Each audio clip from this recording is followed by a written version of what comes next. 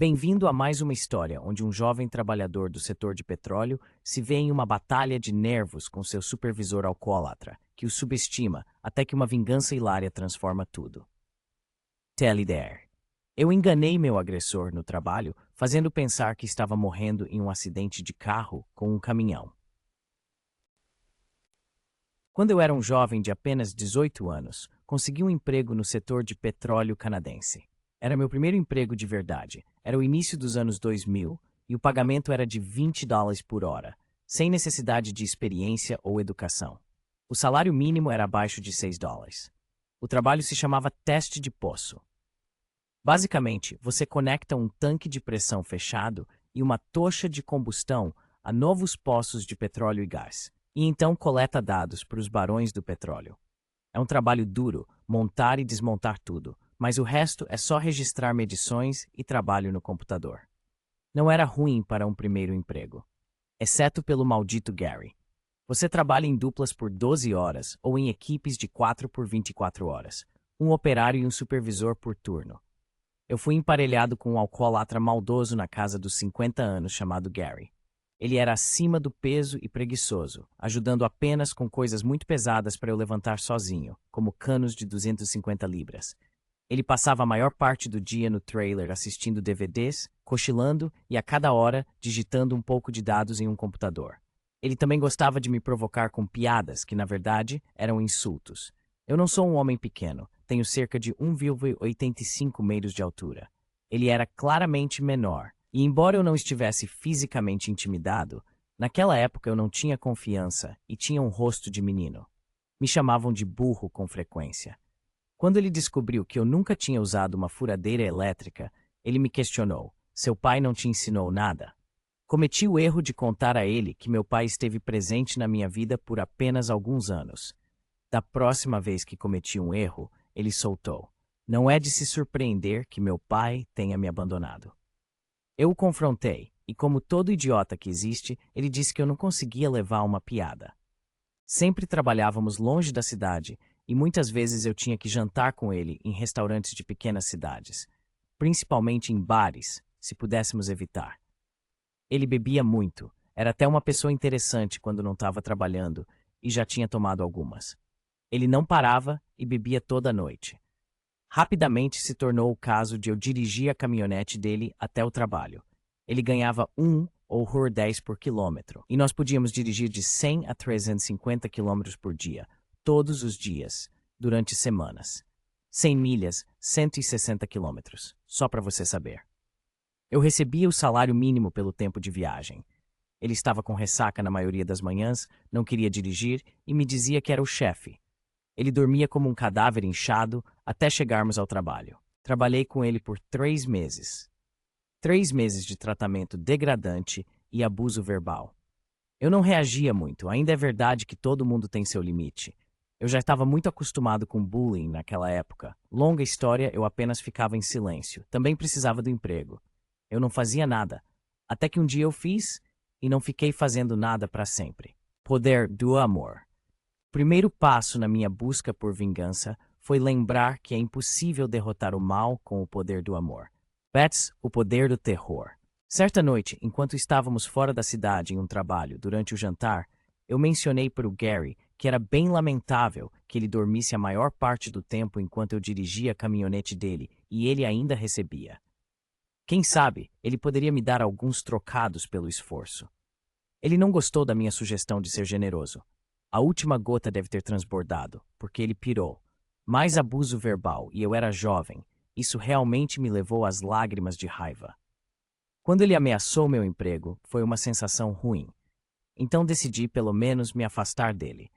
Eu estava anotando algumas coisas porque queria uma equipe diferente de qualquer forma. Meu limite havia sido alcançado. Normalmente é quando meu instinto de autoconservação diminui e os pensamentos impulsivos têm menos limites. Eu queria ir para casa, não por vingança, mas a serendipidade trouxe uma ideia na manhã seguinte. Gary, mais uma vez, estava em seu coma de viagem e eu dirigia até o trabalho. Cerca de 30 quilômetros do local, no acostamento da estrada, havia um caminhão. A sorte também estava ao nosso lado, pois o caminhão estava ligado e o motorista estava do lado de fora do veículo. Rápido, formulei um plano. Gary sempre precisava ser acordado intencionalmente, então ele não percebeu quando eu parei, saí e pedi um favor ao motorista amigável. O caminhoneiro concordou com meus termos, voltou para seu caminhão para esperar o sinal. Gary, felizmente dormindo a última de sua whisky da noite anterior, também não percebeu quando eu manobrei sua caminhonete. Estacionando, estávamos quase um atrás do outro, de frente para o belo Peterbilt. Acendi o farol de emergência. Os caminhoneiros de Rohan responderam com seus próprios faróis. Como a trombeta de Helm Hammerhand soando nas profundezas, o caminhoneiro acionou a buzina de ar com um comprometimento impressionante em instilar medo. Fiz minha parte buzinando a caminhonete de Gary cheio de alegria e gritando como um louco. Gritei, puta que pariu! Vamos morrer! Ataque como um batalhão de bombardeiros cantando um coro de fogo, a maravilhosa cacofonia durou menos de 1 minuto. Quando ele acordou, Gary encostou a cabeça no teto do caminhão. Ainda bem que ele era tão grosso quanto o cimento, senão isso poderia ter machucado. Ele se levantou com tanta força que a quantidade de merda que ele rapidamente expulsou nas calças o manteve endividado com seus próprios intestinos até a aposentadoria. O maravilhoso som de seus gritos angustiados rapidamente se transformou em apoplexia e raiva. Enquanto tentava entender o que eu tinha feito, ele não conseguia expressar corretamente suas ameaças de morte. Eu coloquei a marcha reversa, arranquei antes que ele decidisse sair para fazer justiça e acenei para o caminhoneiro. Devia estar a cerca de 10 metros na estrada quando Gary sentiu a necessidade de me dizer que ele tinha pressão arterial perigosamente alta e que eu poderia ter matado ele com um derrame. Cerca de 4 anos depois, fui para a escola de paramédicos. Então, sim, em retrospectiva, concordo com a avaliação dele. Para ele, foda-se. Com 18 anos eu realmente não sabia o que era um derrame. O que eu faria? Provavelmente ignoraria, como fizeram com Stalin. Pensaria que ele estava só mais enjoado do que o normal ou sendo mais preguiçoso do que o habitual, fingindo que metade do corpo estava paralisada. Foda. Eu comecei a rir e disse que ele provavelmente deveria se acalmar. Eu disse, não consegue levar uma piada? Ele continuou fazendo ameaças incompletas e eu simplesmente não conseguia parar de rir. Ficou ainda mais engraçado quando ele não parava de falar.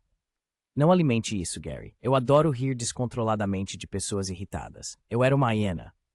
Ele estava lutando entre a vontade de me matar e o desejo de não ter um derrame ao mesmo tempo. A luta era real.